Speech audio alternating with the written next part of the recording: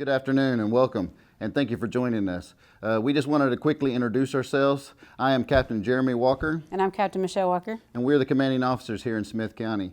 We were transferred here from Midland, Texas last June, right in the height of the pandemic. And so we weren't able to have this event with you guys last year. In fact, we haven't been able to do a lot of different things this last year. But the one thing we've been able to do is continue our services. Our doors have stayed open. We have not shut one day, even in the midst of the snowpocalypse, the winter storm that we had. You know, it was a crazy time, but the team rallied up and we got to help a lot of folks. We had cots lined up all down the hallways, every place that we could put somebody. We had somebody. We had hot meals going through the generosity of this community coming around us and helping us out. And so it's been a crazy year. And as we plan for this year with the advisory board and the committees, we planned on meeting with you in person. We planned on bringing the event back to the gym kind of meeting because, let's face it, this is awkward being able to talk to you on camera right now and not be able to see you in person. And we wanted to meet you guys. We want to shake your hands, hug your necks, and just introduce ourselves. But we wanted to keep it safe for everybody. We want to have a safe environment. And so we've had to make the hard decision, the advisory board, us, just to go virtual this year. We didn't want to not have this event because your support means so much. And we can't do what we do without you guys and the donations that you guys give. And so it's so important that we get to be able to share this with you. And so we just wanted to touch base. We wanted to say hi. We wanted to introduce ourselves. If you feel free to come by and see us, we're both fully vaccinated. We'll wear our mask, but come by, have some coffee with us, join in, come and see us. Whatever we can do to support this community is what we're here for. Now, we know that it's kind of awkward listening to us talk on a video. We know if you're a little bit like us, you're probably going to skip through, maybe go to the end. But we ask that you today just take some time, listen to the words on this video, open your hearts up, and let God speak to you. Because what we're about here is serving the Lord and serving those in need. One of the amazing programs that we have so many great programs, disaster, homeless shelter, so on and so forth. But one of the amazing programs we want to kind of share with you today is our Reconnect program. It's a faith-based Reconnect drug and alcohol program. Right. And in this first video, you're going to see Miss Beth Canterbury, who came to us after being charged federally on drug charges. She found Christ while she was in jail, and by a miracle and God's blessing, she came to, the judge actually released her to us for our Reconnect program. And so I ask that you just watch, open your heart to what Beth has to say, and hope you enjoy the video.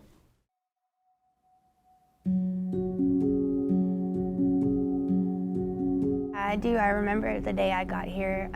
It was October 26, 2013, and I'd gotten here about 6:30 in the evening. And like I literally walked in, I think I had a tiny bag of just like the few things that I had in jail. So that was in like a trash bag that I was holding, and like I walk in and like everyone's downstairs, and then they're like, oh, it's time for church, come on, let's go. And you know, they didn't even let me go upstairs. It was like we were just going straight to the church. And so we came, and you know, I was like standing in the pew, and I just remember like looking around and like just thinking like, this is so weird, like where am I? I mean, I was just in jail and now I'm in church singing. It was crazy, you know, and I'm wearing these clothes that I had been arrested in 3 months earlier. And I just felt kind of overwhelmed. I felt like really uncomfortable and just like still kind of full of shame in a way. I was just kind of like an emotional wreck, but instead of just like hardening up, I just kind of let it wash over me, and I just let the music wash over me, and just, you know, just kind of decided right then and there that I was just going to just lay myself, you know, kneel down and humble myself and just learn everything I could and just let God show me what he had to show me.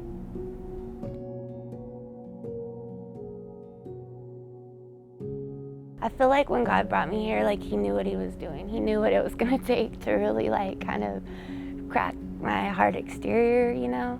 I just remember the next day we were sitting in group, and Ms. Trevicia had said, you know, that none of us were there by accident, that we had all been handpicked by God, you know.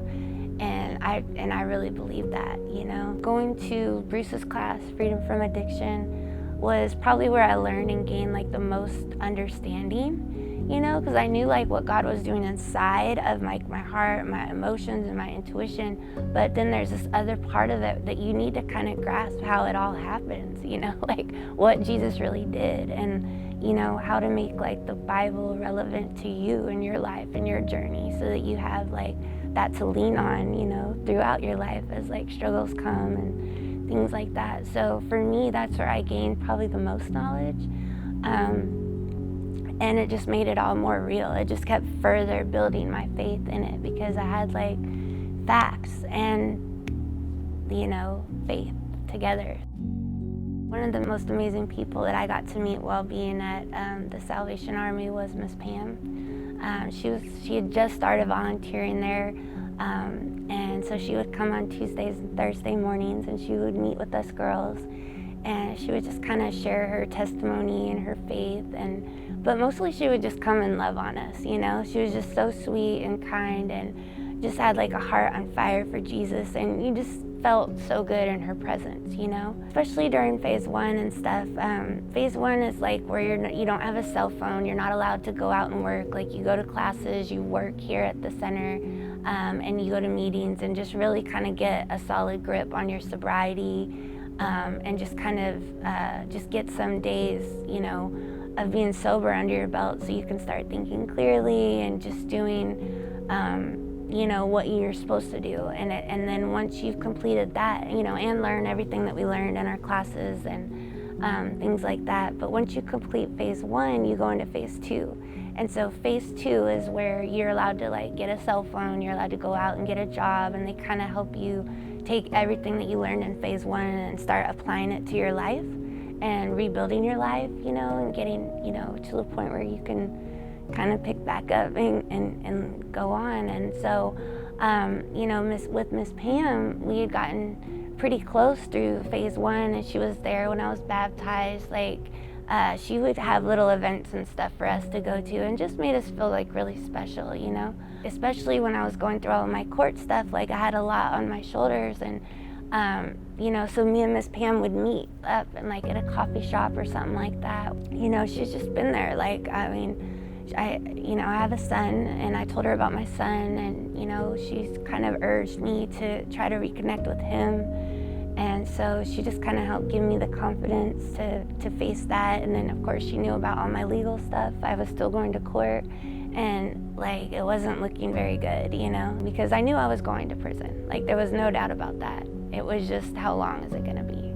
I think during that time, she just helped me just really increase my faith and just be someone I could trust and confide in and just comfort me. But being here allowed me, and being supported and loved by everybody here and in my life that God put into my life, gave me like the love and the support that I felt like I'd been missing pretty much since I was like a little girl, you know?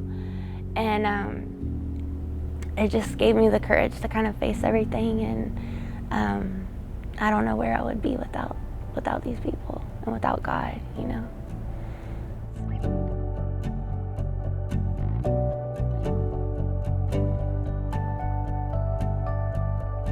So I was released 3 years ago to the day, almost, and but yeah, luckily I have like a really good job. Me and my son RJ have been able to connect. Like, it started in prison, and it's continued to build, and, you know, we've been able to heal. He actually got to come live with me last year, which was amazing. So that was like a really special time, and then, you know, we just keep growing in our relationship. For me, the Salvation Army was a place that I could come and kind of rest and restore and learn and grow. It helped me, you know, face a lot of my childhood trauma. It surrounded me in the love of fellowship and other people. Coming into church, like the church here is amazing, you know. The people, they commit their lives to, they really give all that they have and who they are into, you know, reaching people and letting them learn about who God and Jesus is, you know. And just, so for me, I mean, it was everything. Like, I don't know where I would be without my time here at the Salvation Army.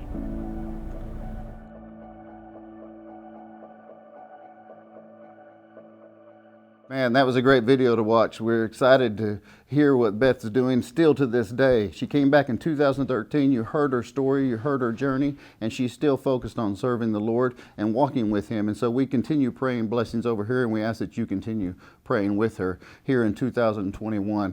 What an amazing story. Yes. One of the things we've heard since we've got here is this young man's name that you're getting ready to hear right now. We've heard his name several times from several different people, and we are so grateful and thankful for him to take time out of his schedule to come and share with us today. It's a longtime board member. He was served on our board for 19 years, I've told. His name is Herb Bowie, and most of you all know who Herb Bowie is, and if you don't, well, join with me and let's watch this video, and you will as soon as you're done. Well, I've been here, as I said, all of my life, grown up here, and observed the Salvation Army for many, many years. Now, I've served on a lot of boards. They're all good boards, doing good things. But it seemed to me like the Salvation Army just stood at the top of the heap, not to say anything bad about the others. But the Salvation Army always was there.